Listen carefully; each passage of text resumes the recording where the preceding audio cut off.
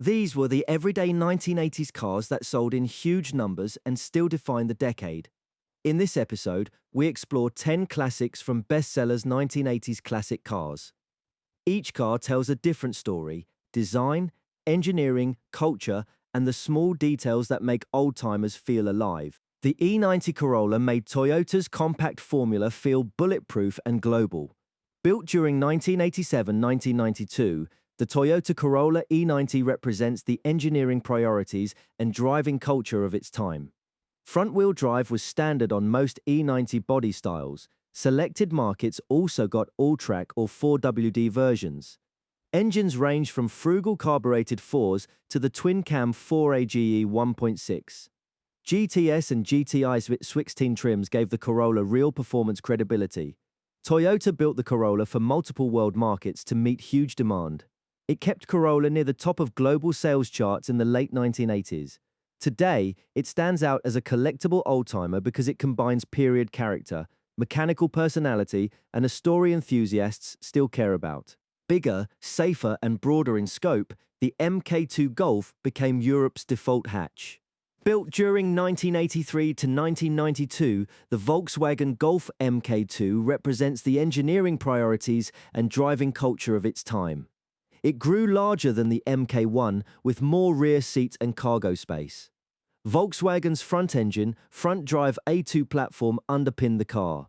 Engine choices ran from modest 133s to GTI 16 volts and supercharged G60 versions. Synchro four-wheel drive widened the range beyond the standard hatch formula. ABS and catalytic converter tech arrived on upper-spec models. About 6.3 million were built. Today, it stands out as a collectible oldtimer because it combines period character, mechanical personality, and a story enthusiasts still care about. Ford's front-drive Escort reset the family car rulebook and dominated UK sales.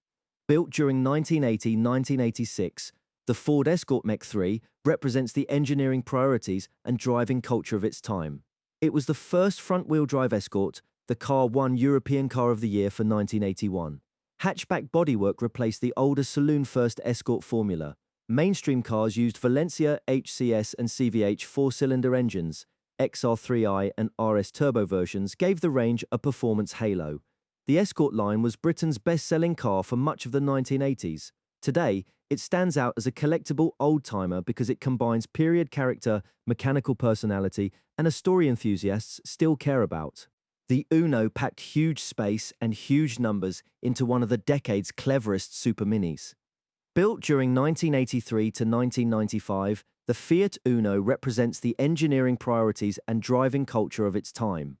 Giorgetto Giaro styled the tall, space-efficient body. Front-drive mechanicals and low weight made it economical to run. It won European Car of the Year for 1984. Higher trims could be had with a digital instrument cluster. Turbo IE versions turned the Uno into a serious hot hatch. Worldwide production exceeded 8 million. Today, it stands out as a collectible old-timer because it combines period character, mechanical personality, and a story enthusiasts still care about. Few small cars mixed economy, fun, and rally glory as completely as the 205. Built during 1983 to 1998, the Peugeot 205 represents the engineering priorities and driving culture of its time. Lightweight and compact dimensions made it sharp and efficient. Rear torsion bar suspension helped give it famously lively handling. The range stretched from frugal diesel commuters to the 1.9 GTI. The mid-engine 205 T16 was built to homologate Peugeot's Group B rally car. Peugeot won WRC manufacturers' titles in 1985 and 1986 with the 205 T16. More than 5 million road-going 205s were built. Today, it stands out as a collectible oldtimer because it combines period character, mechanical personality, and a story enthusiasts still care about. Slippery styling and smart packaging made the Kadett E a huge European hit. Built during 1984 to 1993, the Opel Kadett E represents the engineering priorities and driving culture of its time. Its hatchback posted a very slippery 0.30 drag coefficient. GM's front-drive T platform underpinned the whole family. It won European Car of the Year for 1985. Body styles included hatch, saloon, estate, and Bertone Cabrio. GSI 16-volt versions brought proper late 80s performance. Production reached about 3.8 million. Today, it stands out as a collectible oldtimer because it combines period character, mechanical personality, and a story enthusiasts still care about. The Supercinq kept the Renault 5 formula alive with better manners and a wild GT turbo side. Built during 1984 to 1996, the Renault 5 Supercinq represents the engineering priorities and driving culture of its time. It used an all-new front-drive platform under a familiar Renault 5 shape. Bertone-style bodywork modernized the original car's look. 3- and 5-door versions kept it broad market practical. GT turbo models used a light 1.4 turbo recipe instead of a big engine. It sold strongly in France and across Western Europe. Production ran to well over 3 million. Today, it stands out as a collectible oldtimer because it combines period character, mechanical personality, and a story enthusiasts still care about. Honda's EF Civic made ordinary commuting feel engineered to a higher standard. Built during 1987 to 1991, the Honda Civic EF represents the engineering priorities and driving culture of its time. Fourth-generation Civic used all-independent double wishbone suspension. Its lower hood and cleaner aerodynamics modernized the Civic shape. Engines ranged from economical 1.3s to fuel-injected 1.6-liter units.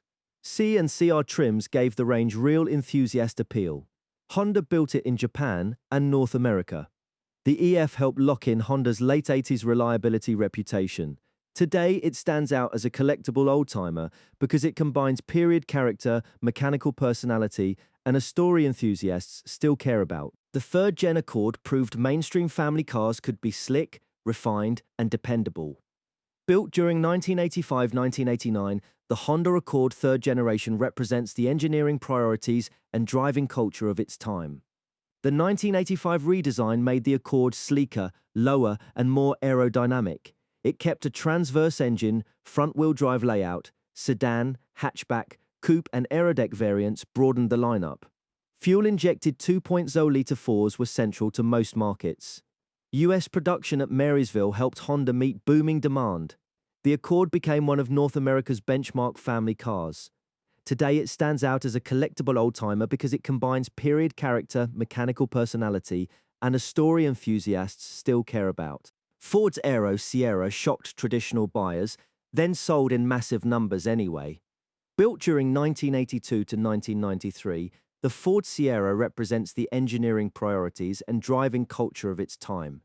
It replaced the Cortina Taurus with a much more aerodynamic shape. Most versions stayed rear-wheel drive, unusual as rivals went front drive. Engines range from humble 4s to Cologne V6s and later DOHC units. Early styling shocked traditional buyers, but fleet sales soon surged. Sierra Cosworth and RS 500 variants became touring car legends. Around 2.7 million were built. Today, it stands out as a collectible oldtimer because it combines period character, mechanical personality, and a story enthusiasts still care about. The Corsa A put GM squarely into Europe's super mini fight. Built during 1982 to 1993, the Opel Corsa A represents the engineering priorities and driving culture of its time. GM's first modern front-drive supermini for Europe. Production centered on Zaragoza, Spain. It was sold as Opel Corsa and Vauxhall Nova, depending market. Buyers could choose hatchback, TR saloon and van bodies. GSI versions added a hot hatch edge late in the run. More than 3 million were built. Today, it stands out as a collectible oldtimer because it combines period character, mechanical personality, and a story enthusiasts still care about. The B12 Sunny was one of those tough, everywhere compacts that quietly sold by the shipload. Built during 1985-1990, the Nissan Sunny B12 represents the engineering priorities and driving culture of its time. Most versions used front-wheel drive, while some markets also got 4WD, sedan, hatchback wagon, and coupe bodies maximized global appeal. It was sold under names like Sunny, Sentra, and Saru. Robust E-Series and CA Series 4 cylinders earned a durability reputation. Its conservative engineering made it easy to own and service. Massive export volume made it one of Nissan's core late 80s cars. Today, it stands out as a collectible oldtimer because it combines period character, mechanical personality, and a story enthusiasts still care about. The original Taurus dragged Detroit styling into the modern age. Built during 1985-1991, the Ford Taurus First Generation represents the engineering priorities and driving culture of its time.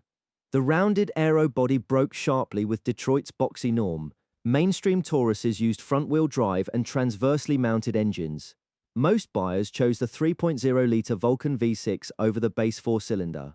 The 1989 SHO added a Yamaha-developed 24-valve V6. Huge early demand helped revive Ford's US passenger car business. Its design language influenced American sedans well into the 1990s.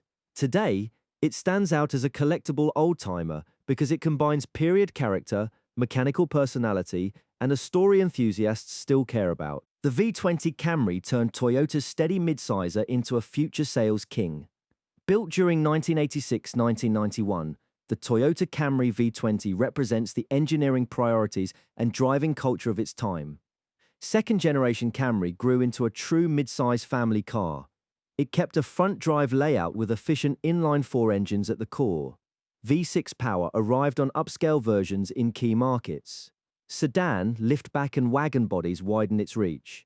US production began in Georgetown, Kentucky in 1988. It laid the foundation for the Camry's 1990s sales dominance.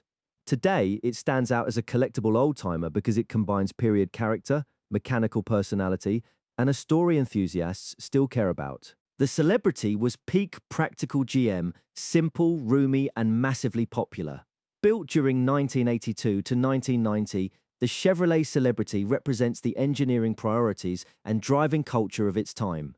GM's body Celebrity used front-wheel drive and transverse engines. It was sold as sedan, coupe, and wagon. Engines ranged from the 2.5 Iron Duke 4 to V6 options. Eurosport models added firmer suspension and sharper looks. The Celebrity was the best-selling car in the United States in 1986 and 1987.